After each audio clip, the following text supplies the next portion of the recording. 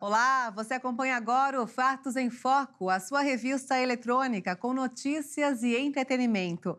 Eu sou Maria Alice Dias e você vai ver agora os principais destaques de hoje.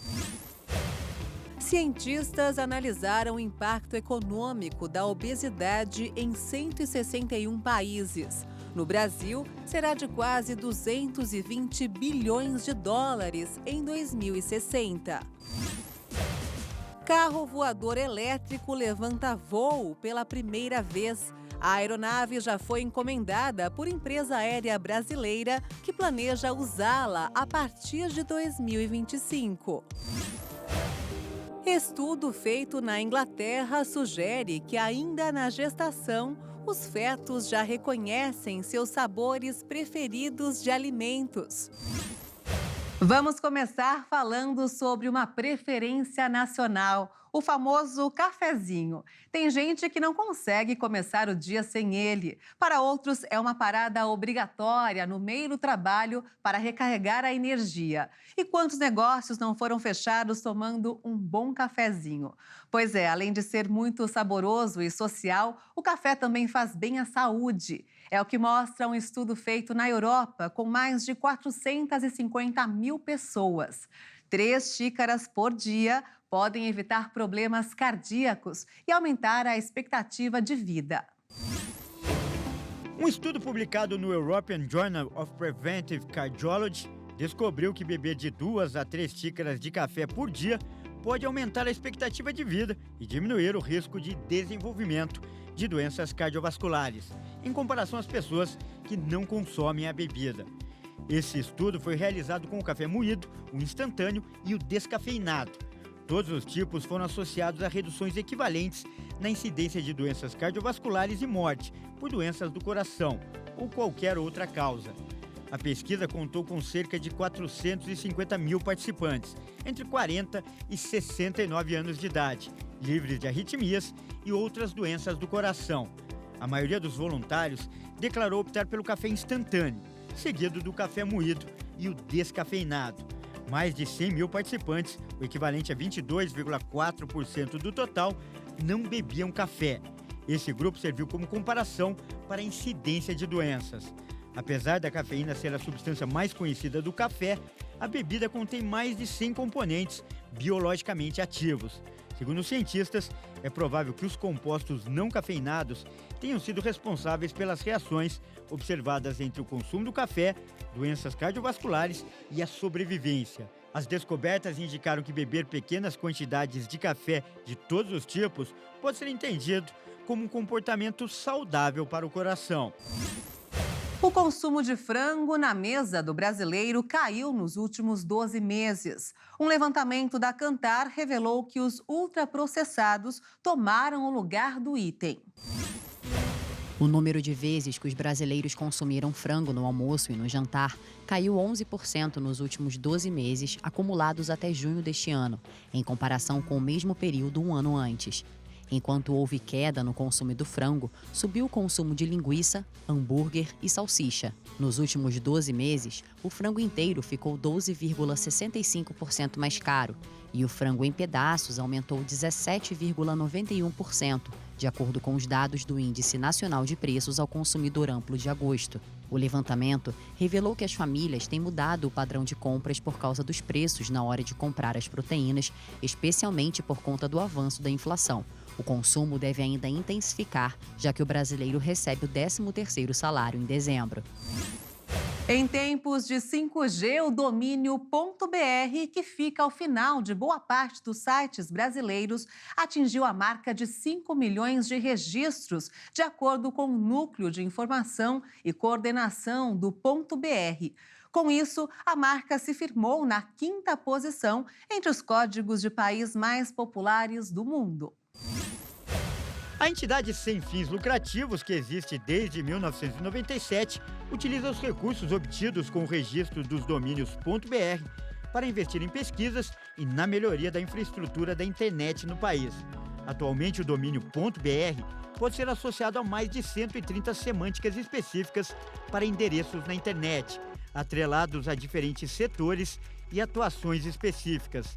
Há opções institucionais, como org.br e ong.br, por exemplo, e opções como med.br, adm.br e adv.br, ligados a categorias profissionais específicas, além da existência de outros domínios para pessoas jurídicas.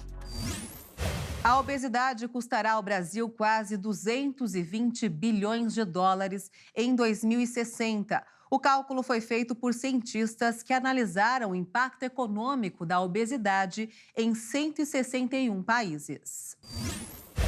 O percentual de pessoas obesas ou com sobrepeso no Brasil deverá chegar a 88% em 2060, resultando em um impacto econômico de 218 bilhões de dólares, cerca de 1 trilhão e 300 bilhões de reais na cotação atual. Números que tendem a deixar o Brasil na 7ª economia do mundo com maiores gastos relacionados à obesidade. A estimativa dos pesquisadores é de que esse montante representará quase 5% do PIB do país. A conta acumula todos os gastos médicos, quanto os resultados do processo de buscar cuidados de saúde, como de viagens para pacientes e acompanhantes. Também inclui perdas econômicas resultantes de mortes prematuras, dias de trabalho perdidos e queda de produtividade devido a problemas de saúde relacionados ao excesso de peso. Segundo o estudo, em 2060, o maior impacto econômico seja sentido pela China, com gastos na casa dos 10 trilhões de dólares, o equivalente a 51 trilhões de reais. Número 4 vezes maior do que os 2 trilhões e 600 bilhões de dólares projetados para os Estados Unidos, que aparecem em segundo lugar. Índia, Coreia do Sul, Indonésia e Alemanha também terão gastos totais maiores do que os projetados para o Brasil. Os pesquisadores lembram que o excesso de peso está ligado a maior risco de doenças como câncer, problemas cardiovasculares e diabetes. Eles afirmam também que a pandemia de Covid demonstrou que pessoas com sobrepeso ou obesidade correm o risco de desenvolver formas mais graves de doenças infecciosas. O problema maior não é um desafio de política pública exclusivo de países de alta renda. Estudos anteriores indicam que muitos de média e baixa renda enfrentam altos níveis de obesidade e de subnutrição ao mesmo tempo. Para os desenvolvedores da pesquisa, o sobrepeso e a obesidade são mais complexos do que simplesmente o cálculo do IMC e têm causas ligadas a diversos fatores, desde riscos genéticos e falta de acesso a serviços de saúde. Um estudo apresentado no Congresso Europeu de Oncologia avaliou a relação entre poluição e o risco de alguns tipos de câncer. Os pesquisadores analisaram dados de mais de 460 mil indivíduos não fumantes e tentaram explicar os mecanismos pelos quais os poluentes podem gerar os tumores no organismo. Na pesquisa foi visto que existe uma associação clara entre aumentar a concentração da partícula de poluente no ar com o risco da doença.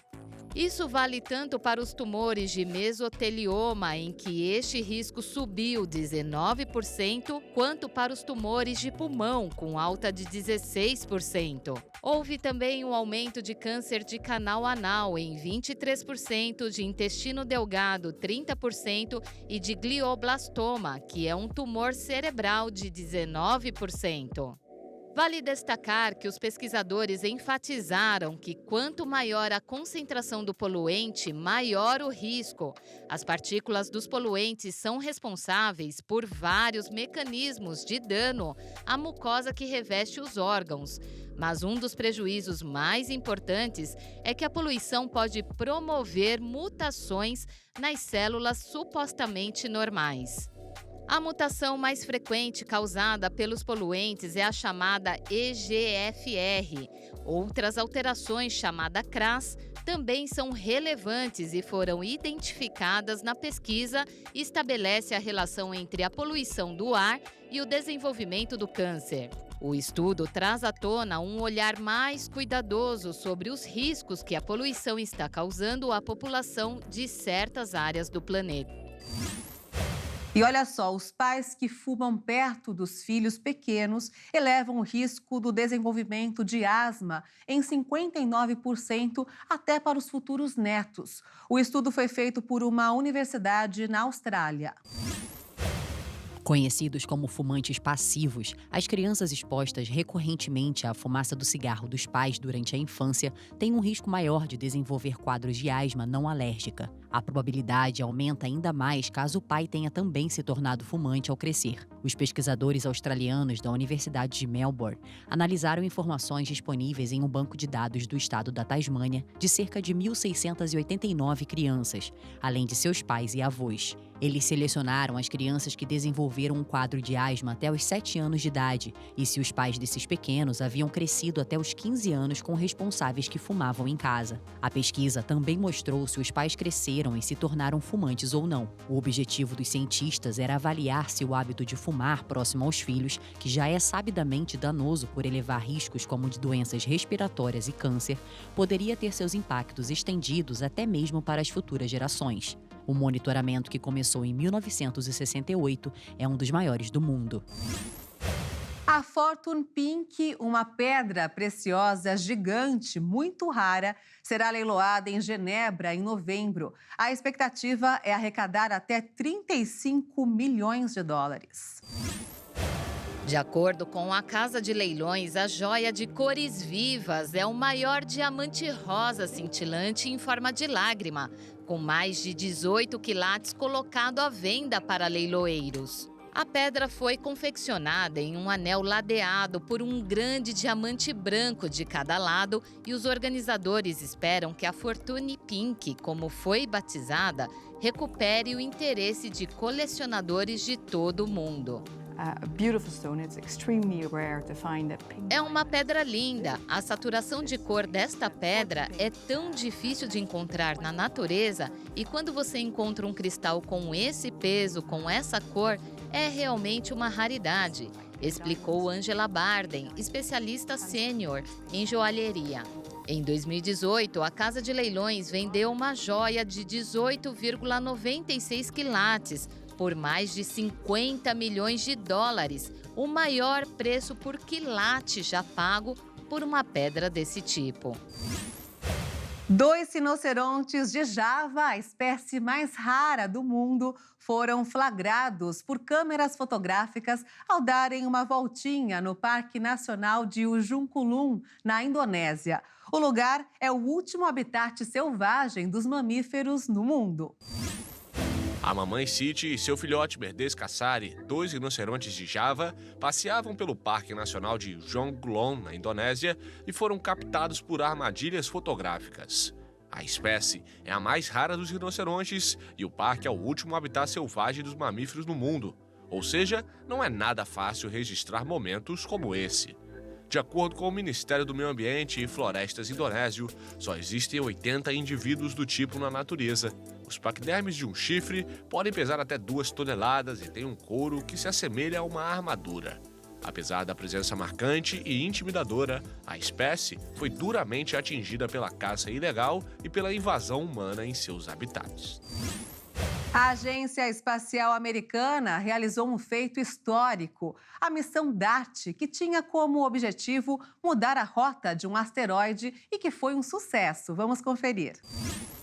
O momento do impacto, a 11 milhões de quilômetros da Terra, foi acompanhado ao vivo.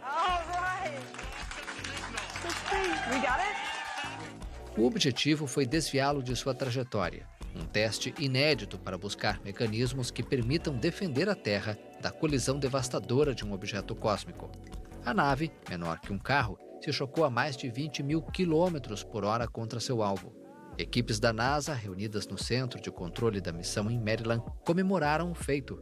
A missão, denominada DART, deve ajudar a determinar a resposta se for detectado um asteroide que ameace colidir com a Terra no futuro, destacou a NASA. A nave decolou em novembro do ano passado da Califórnia. A colisão foi com a Lua Dimorphos, que orbita o asteroide Didymos, mas não oferece risco de impacto com o planeta Terra. O carro voador elétrico VX4 levantou voo pela primeira vez, segundo informações da fabricante, a Vertical Aerospace. A aeronave já foi encomendada pela Gol, que planeja usá-la a partir de 2025, aqui no Brasil. A aeronave produz pouco barulho e tem 0 emissões de gases estufa, mas cobre distâncias menores que helicópteros. A expectativa é que o veículo consiga transportar 4 passageiros, além do piloto, e alcance velocidade máxima de até 325 km por hora. O VX4 faz parte da categoria chamada de veículo elétrico de pouso e decolagem vertical.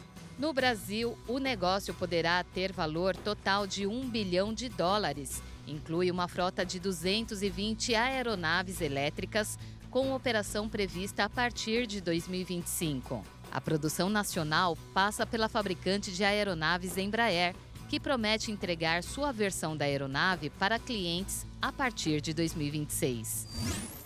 Em Mato Grosso do Sul, alunos de um projeto social desenvolvido no bairro Copa Vila, em Campo Grande, foram premiados em um festival de dança na Argentina e já estão se preparando para participar de mais uma mostra internacional na Europa. Mas o grande desafio, como sempre, é o financeiro. Faz 10 anos que o Marcos André se dedica a ensinar sua paixão a crianças e adolescentes. As aulas de balé ocorrem todos os dias na Associação de Moradores do Copa Vila 2. São cerca de 60 alunos e 17 deles participaram neste mês do Festival de Dança do Mercosul na Argentina. Foi o 3º ano presente e desta vez, das 4 coreografias apresentadas, 3 foram premiadas. O primeiro lugar foi o solo infantil, o conjunto jazz e juvenil e o conjunto estilo livre também, que ficou em 3º lugar. Uma grande surpresa para nós, porque esse festival ele tem um nível técnico muito alto. Bianca tem 11 anos e faz aulas aqui desde os 4. Apesar de ser a mais antiga no projeto, foi a primeira viagem para se apresentar. Conhecer gente nova lá, ver outros bailarinos, né, ter uma visão assim de outros bailarinos, além de ser a gente, né, foi muito legal. Já o Felipe tem apenas 9 meses no projeto. Foi o único dos 3 alunos homens que se apresentou em Porto Iguaçu. Não tem palavras para expressar o quão bom foi estar lá, né? O quão bom foi ver todas as pessoas experientes que estavam lá. A Sabrina, de 10 anos, fez uma apresentação solo de jazz e conquistou o 1º lugar. Eu nunca imaginei que eu ia ficar em 1º lugar. O projeto de dança já está credenciado para participar novamente de uma mostra mundial que ocorre de 4 em 4 anos. O evento será em Amsterdã em julho do ano que vem. E embora ainda esteja longe, os bailarinos já estão pagando as parcelas da inscrição, que custa 4 mil por pessoa. Cada bailarino, ele sai em torno, com todas as despesas, de taxa de inscrição e aéreo, por R$9 mil. E isso é por conta de cada um. Sem apoio do poder público ou da iniciativa privada, participar de competições em outras cidades e estados já é bem complicado. Quando é fora do país, então, o desafio é ainda maior. Por isso, os bailarinos fazem várias campanhas para conseguir recursos. Agora, estão com 2 ações com o objetivo de chegar a Amsterdã. A gente costuma pedir uma colaboração de R$2 por pessoa. A gente acha que de 2 em 2 a gente consegue chegar ao nosso objetivo. E fora esse Pix de R$2, a gente está com uma outra campanha, que é o Pão Solidário. Esse pão ele custa R$10, né? Que a pessoa pode ou adquirir, ou ele pode simplesmente dar essa taxa e a gente vai doar esse pão para uma pessoa que precisa. Então a gente tem a comunidade do Antônio Barbosa, a gente tem a comunidade de rua. Marcos conta ainda que o ritmo de ensaios já aumentou. A coreografia vai mostrar a história da erva mate em Mato Grosso do Sul. Sozinho, a gente não vai muito longe. Agora, com o apoio das pessoas, dos nossos amigos, famílias e comunidade, a gente vai longe. E essa é a ideia, levar o balé para longe, levar o balé para Amsterdã, para a Europa.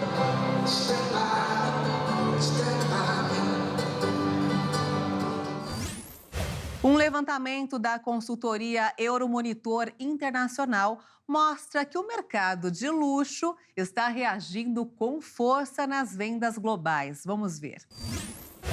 A grife italiana Fendi, do grupo LVMH, armou uma celebração concebida em parceria com o estilista americano Marc Jacobs para festejar os 25 anos de sua peça mais famosa, a Bolsa Baguette.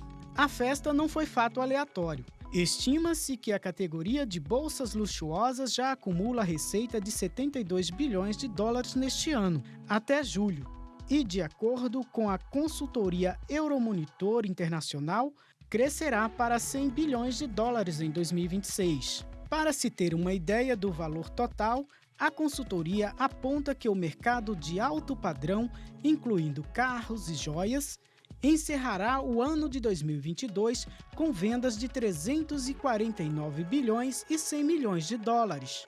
E esse apetite pelos itens acontece em um momento de alta no valor das peças, rescaldo do salto aproximado de 40% nos preços das bolsas, como a da Chanel, em relação ao período pré-pandemia. Estudo do Grupo Credit Suisse aponta que, em julho, os itens da marca valiam 24,5%, mais em relação ao ano passado.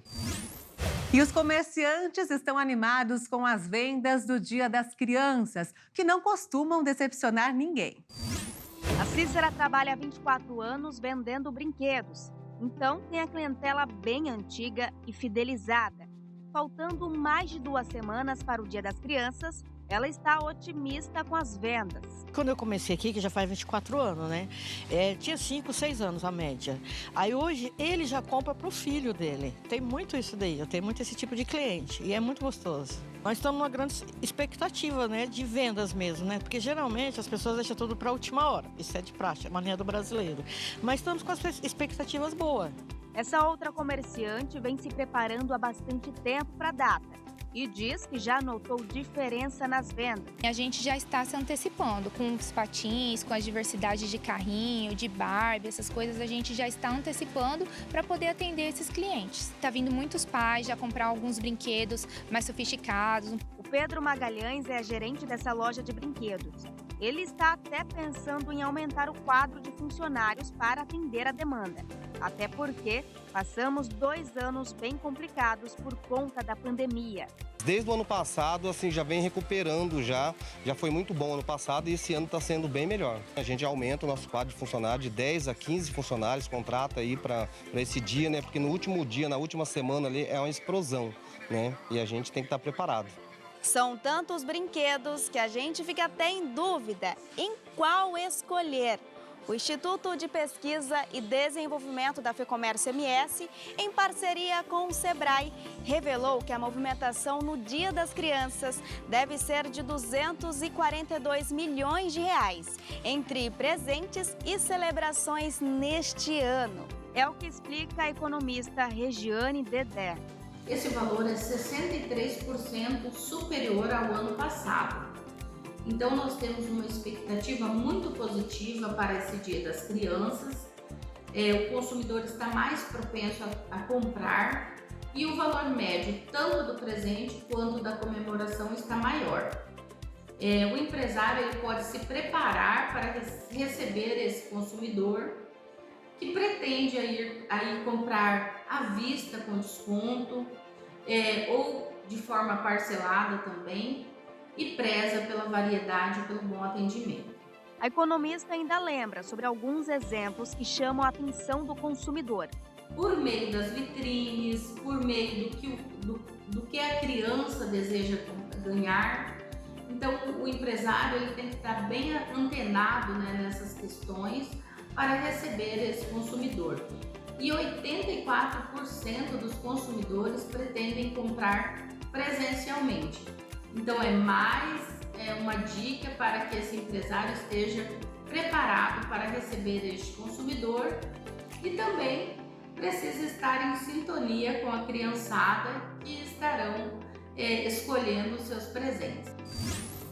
E olha só que grande exemplo! Uma menina de 11 anos tem ensinado inglês para crianças e adolescentes carentes de Franca, no interior de São Paulo. E o melhor, de graça. Através de vídeos com dicas e exercícios no YouTube, a mini teacher Eleonara dá aulas de inglês desde os 9 anos de idade para 60 crianças carentes em um espaço improvisado na garagem da instituição onde funciona um projeto social. Inspirada pela mãe, Juliana Costa, que é professora de inglês e foi quem a alfabetizou, Eleonara sente falta de estar perto dos alunos e de promover uma aula dinâmica de qualidade para quem não pode pagar um curso particular. A instituição Proreave oferece atividades variadas ligadas à arte, cultura e esporte para mais de dezenas de pessoas. Cachorros, gatos, passarinhos e até coelhos.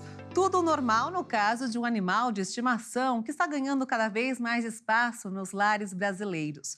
Mas uma garotinha de Santa Catarina, a Lívia Gabriela, inovou e surpreendeu na escolha de seu pet. Olha só.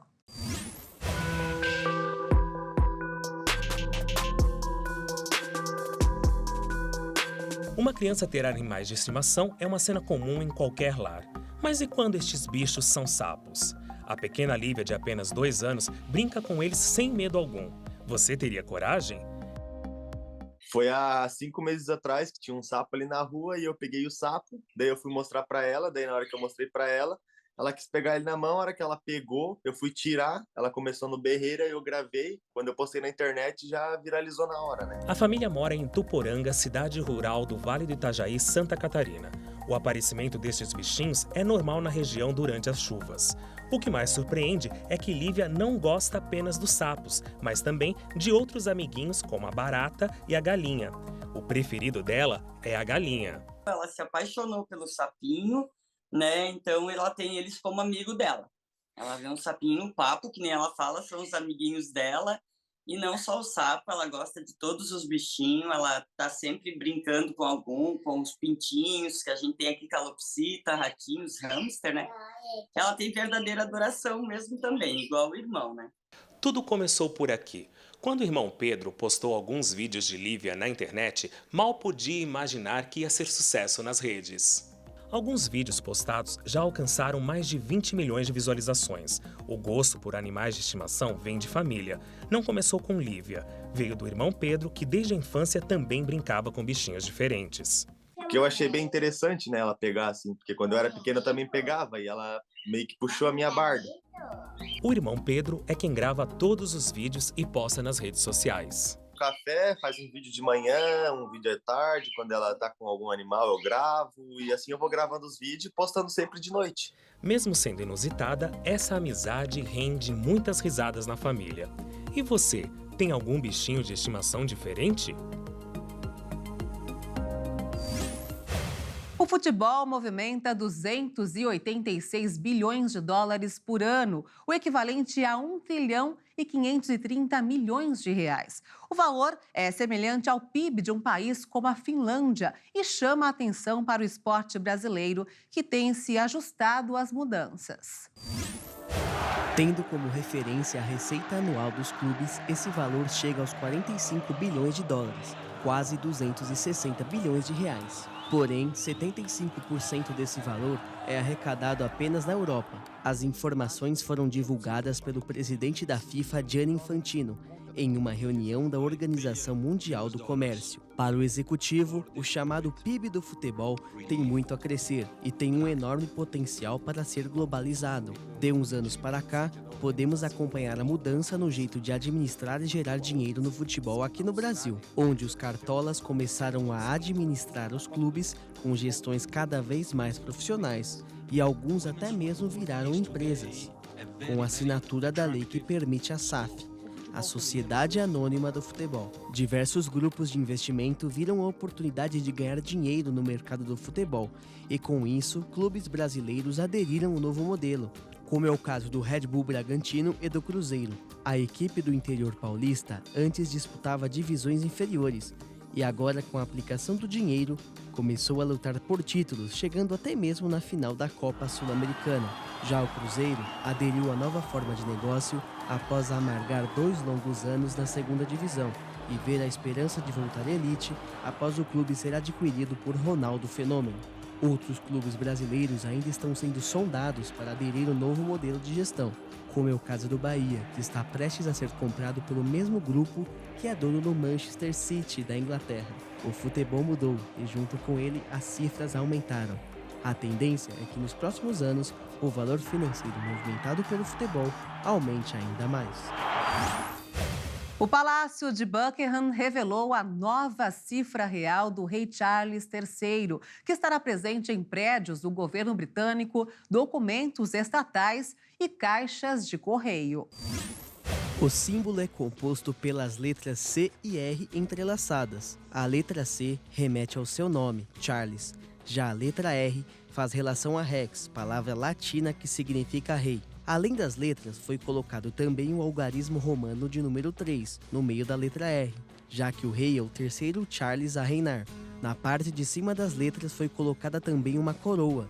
O design foi escolhido pessoalmente pelo rei após uma série produzida no Colégio de Armas em Londres. O novo símbolo de Charles substitui a cifra antiga, que fazia menção à Rainha Elizabeth II. Os primeiros itens de correspondência já foram carimbados nesta terça-feira pelo Correio da Corte. Nas próximas semanas, a Royal Mint, fabricante oficial de moedas do Reino Unido, divulgará detalhes com a imagem do novo rei, que circularão ao lado de moedas e notas com a imagem da Rainha Elizabeth II, que ainda permanecerão em circulação. Já as notas atualizadas com o retrato do rei serão reveladas até o final do ano e devem entrar em circulação apenas em 2024. O Banco Central Britânico disse que as novas notas serão impressas apenas para substituir as notas desgastadas ou para atender ao aumento da demanda. Já os selos postais serão divulgados e entrarão em circulação assim que os estoques dos atuais chegarem ao fim. A raça de cachorro preferida da rainha Elizabeth II atingiu preços recordes no Reino Unido após a morte da monarca, que ao longo de sua vida teve 30 cães da raça Corgis. Durante o jubileu de platina da rainha, eles tiveram um papel de destaque nas comemorações dos 70 anos de reinado de Elizabeth II. Até uma câmera Corgi foi instalada no mercado Leadenhall de Londres para permitir aos súditos tirar fotos com a raça de cães favorita da monarca. O sucesso não parou com a morte da chefe de Estado, que ao longo de sua vida teve 30 desses cachorros. De acordo com o Pets for Homes, um site de venda de animais, o valor médio dobrou nos últimos 3 dias. Nos anúncios mais recentes, os preços de alguns corgis superaram a barreira de 2.500 libras pela primeira vez. O site também tem registrado 10 vezes mais buscas diárias por corgis em relação à semana passada. Para os britânicos, não tem limite o amor pela rainha, que ficou mais tempo no trono do país.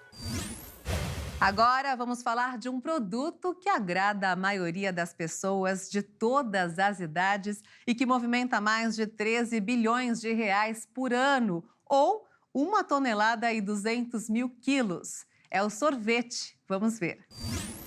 Massa, picolé ou de casquinha, não importa o formato. E o sabor? Dá para escolher nas mais de 10 mil sorveterias espalhadas pelo país. Cerca de 90% da produção é artesanal, feita por micro e pequenas empresas, garantindo o emprego direto de 100 mil pessoas. E a previsão é que esse mercado continue em expansão.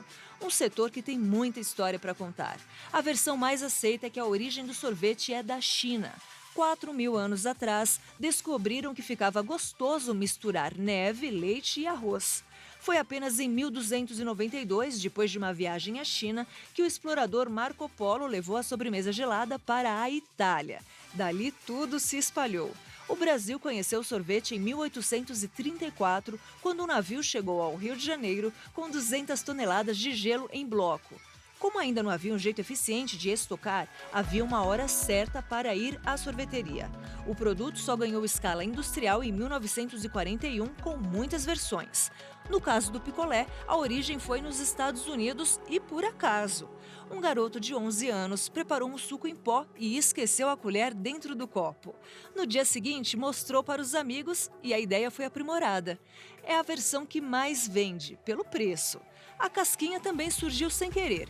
Em uma feira mundial nos Estados Unidos, um sorveteiro não levou taças ou copos para servir as pessoas e teve a ideia de colocar a massa no meio de waffles da barraca vizinha.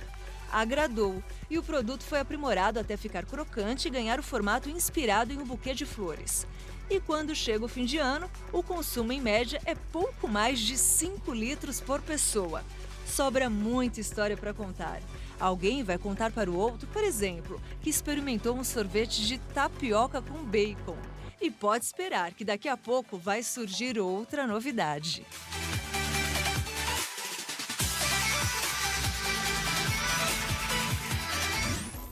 E olha só, um menino de 11 anos ganhou repercussão nas redes sociais após fazer um álbum de figurinhas da Copa do Mundo em braille. As história de Pedro Maron é o mais puro exemplo de que o futebol é muito mais do que apenas um esporte. Cego de nascença, o menino tinha o desejo de colecionar o álbum da Copa e entrar na brincadeira. Desde a última Copa do Mundo, ele e sua família passaram a adaptar a coleção de figurinhas com as necessidades de acessibilidade das quais ele necessita. Logo que o álbum de figurinhas do Catar foi lançado, o jovem já sabia de todas as informações necessárias para fazer as adaptações do novo álbum, como a data de nascimento dos jogadores e também o número de cromos. O álbum confeccionado por Pedro conta com as informações dos atletas adaptadas para a linguagem em braille, por meio de uma máquina capaz de escrever nesse formato. A repercussão da história do jovem garoto foi tão grande que na última convocação de Tite, Pedro esteve presente, conhecendo o treinador da seleção brasileira e a jogadora Marta. Além disso, a Panini, editora responsável por produzir o álbum, disse que tomou conhecimento da história do menino e iniciou a criação de edições oficiais e adaptadas em braille do álbum da Copa. Nas redes sociais de Pedro é possível encontrar um vídeo do primeiro contato do menino com a versão atualizada 100% em braille do álbum. Um estudo feito na Inglaterra sugere que ainda na gestação, os fetos já reconhecem seus sabores preferidos de alimentos. Através do ultrassom, eles mudam de expressão a cada sabor de diferentes comidas. A pesquisa revelou que os fetos podem demonstrar satisfação a partir de cada alimento consumido pela mãe. Eles reagem fazendo uma cara de riso no útero quando expostos ao sabor das cenouras e dão uma resposta com cara de choro quando expostos à couve. O estudo foi publicado em uma revista científica e a pesquisa é a primeira que mostra evidências diretas de relações fetais aos sabores ainda no útero. Com isso, pesquisadores dizem que nos últimos 3 meses de gravidez, os bebês já são maduros o suficiente para distinguir diferentes sabores transferidos da dieta materna. Enquanto o sabor da cenoura pode ser descrito como doce pelos adultos, a couve foi escolhida porque transmite mais amargor aos bebês do que outros vegetais verdes. Os pesquisadores agora iniciaram um estudo de acompanhamento com os mesmos bebês após o nascimento, para ver se os sabores que experimentaram no útero afetam sua aceitação de diferentes alimentos durante a infância. E o Fatos em Foco fica por aqui. Se quiser rever as reportagens desta edição, acompanhe as nossas redes sociais. Obrigada pela sua companhia e um excelente fim de semana para você. Tchau!